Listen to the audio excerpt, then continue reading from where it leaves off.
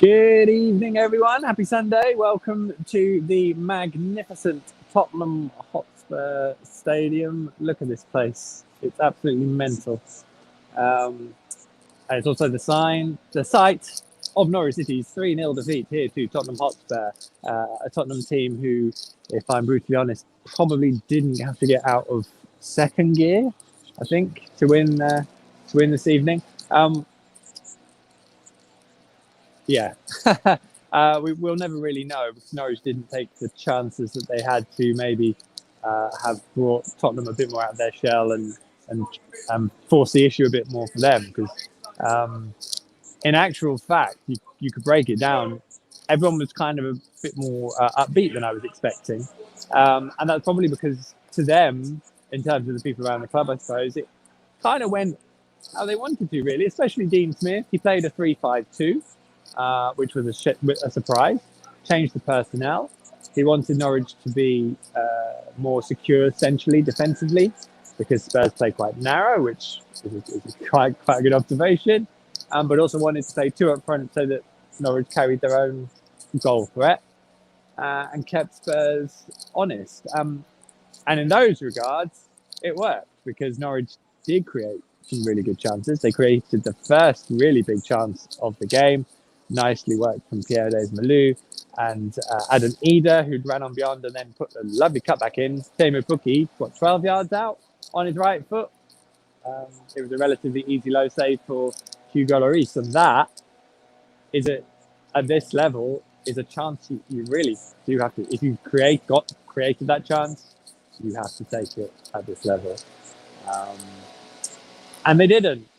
So what happens then is the first real piece of magic from Lucas Moura. A few half-hearted, maybe tackles to try and win the ball. Billy Gilmore, I think, put the last one in on that. They seem to be blowing the pitch, which is obviously very important. But the finish is sensational. Tim Krul had no chance, and that was after only 10 minutes. So Norwich then looked pretty secure for the rest of the game. You know, bearing in mind the last time they played a proper 3-5-2 away from home, they got done by 7 at Chelsea. I mean, Spurs aren't Chelsea, fair to say. But they are an organised team. And they have more than enough about them to put Norwich to the sword, which they did in the end. So, but, Norwich kept the ball well. They had a lot of the ball. I feel like they were allowed to have a lot of the ball in a lot of periods. That Spurs probably wouldn't be happy, and Antonio Conte wouldn't be happy with the chances they gave away necessarily. I don't think he would have wanted to have seen his team do that. But I do feel like we probably could have been here for the rest of 2021 and Norwich might not have scored. The other big chance they had was later on down this end where it was, I've got to try and remember now, but I think Williams was ball in. Oh, for goodness sake. Why is he honestly, why? I don't know what the point of blowing the pitch is. Maybe he's drying it. Anyway, I'm sure he'll know because he's a groundsman. So yeah, I can't remember who put the ball in, but Teemu Pukki kind of sliced the shot a bit, and it fell at the feet of Adam Eder, who stuck a foot out, and it flashed past the post. And just as an instinctive shot, again, you'd kind of like to think it hit the target, really. And that was just summed it up, really, especially when, on 67 minutes at the other end, Tim Krul pulls off a decent save from Harry Kane, who was bang average today, in fairness. It results in a corner. Ben Davies gets across the front post, tries to flick it on. I think he probably does. The result sort of hits Ben Gibson in the stomach, and Sanchez has an easy slash from a few yards out to make it 2-0. And from that point, the game effectively won. There were then a few moments of space and a bit of good work from Oliver Skipp and Ben Davies. This just about sums up the day, really. Oliver Skipp and Ben Davies allowed Son to receive the ball in the box, and it always looked like a goal from that point on. So certainly a lot of quality. Norwich shackled them quite well.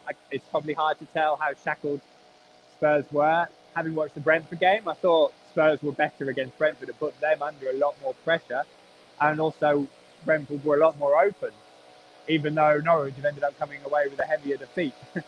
So Make of that what you will.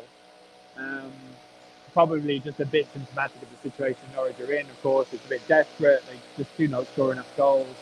I mean, I don't know. Maybe subconsciously Spurs are like, maybe it doesn't matter if we give them one or two big chances because they might not take them. That was certainly how it looked like watching the game. Um, but they were set up and did probably what the Interest would have wanted, short of taking those big chances. So that is what it is, really. A couple of noteworthy points. I mean, another chance they had was brilliant work from Kevin Bookie on the far side, cuts it back. Josh Sargent, who's come on as a sub, hits it with one, hits a shot with his right leg on goal, and it hits the heel of his left foot, which I think pretty much sums up his goal scoring exploits in the Premier League so far. And if Dean Smith really is going to have to get everything out of these guys the other side of January, rather than being able to find some different striking options, then that is going to be quite the challenge for him. Adamina did do well. I thought in patches. His movement was clever. In patches, he still strikes me as quite raw. I think, in a way, this Norwich are probably currently paying for Adam just not getting any real game time last season, because he looks like he needs a season of regular playing. Bearing in mind he's only really come in and out, so maybe if this was after 3 or 4 appearances, it'd be fairer to judge.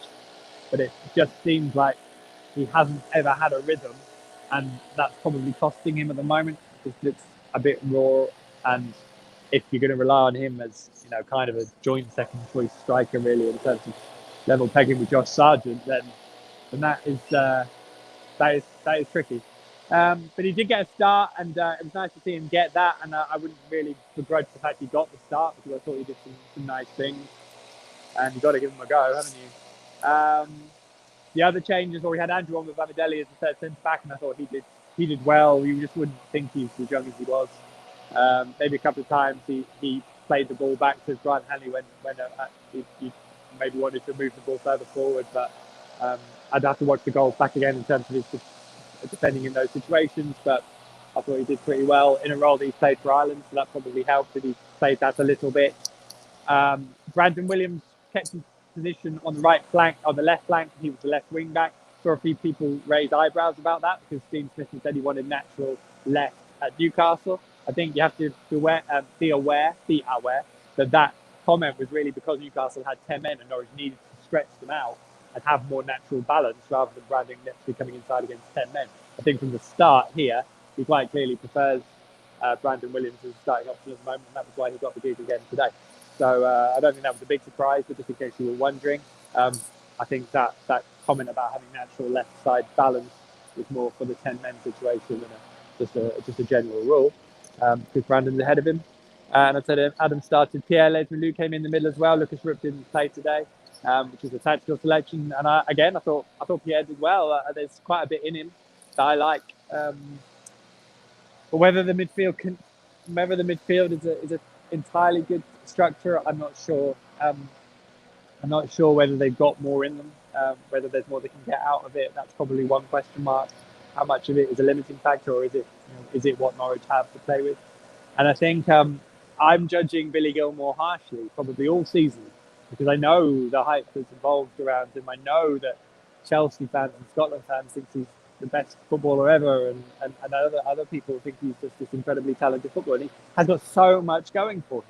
I do think you watch a game like today, and you can still see where there are some huge things he's got to work on. There are reasons why he's trying to play regularly for Norwich in the Premier League level, rather than currently trying to do that at Chelsea. He's got some work to do. But I would say, actually, in the deepest midfield role, that's probably the best he's been at a very tough place to come. So that was good. I was impressed with some of the stuff he did today, and I've been quite a big critic of him playing that role in the past. And that's it, I think, pretty much. Word to the fans who were good. Probably a tough old afternoon for them. I've struggled to get up for this one, I must admit, today, because it just felt like a bit of a... Well, I think we got what I was fearing, to be honest. And the only other thing to mention is probably Oliver Skipp. I don't really want to mention it because it's not about Oliver Skipp anymore. He's a Tottenham player. But I think looking at today, what he is a Tottenham player who's going to play a lot of games at a very high level, and will probably be playing for England at some point, because the way he cuts out and senses danger and can actually get on the front foot and use the football. We saw it all in the Championship. I mean, Norwich were incredibly lucky to have a player like Oliver Skipp last season in the Championship. He was outstanding today, I thought, and did manage to suss out most issues when they came his way, and burst forward as well, and absolutely tore Billy Gilmore on one burst through the middle early on in the game. So I hope, and I know there's a lot going on it. I know some people don't like it and what have you, but I do think when Tottenham come down to Carrow Road, and when it will be, hopefully it'll be with Oliver Skipp, the Norwich are in a decent position so they can still fight for survival.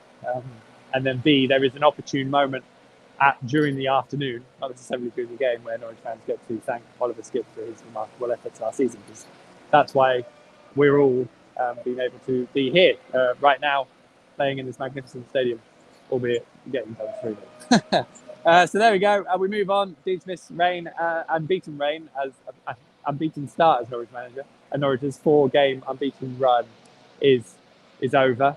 So that's done. As would probably be likely. It's Manchester United awaiting next weekend, of course. That's not going to be easy. It'll be Ralph Rangnick's first game away from home as United boss. So lots of interesting things there. But for now, I'm going to leave you. I've got lots of things to get on with on this Sunday evening, including getting home. I'm going to take that down because I've seen quite enough of that. Look after yourselves. We'll have an On The Ball podcast on Monday evening as usual. Keep an eye out on The Athletic for all your word needs. And yeah, it should be a straight run this week. We've had a few bits and bobs going on these past few weeks. This week should be a lot more straightforward. So either way, see you on Monday night for On The Ball. Thanks for your comments and questions. I do read them all. Take care of yourselves, and I will see you very soon. Goodbye.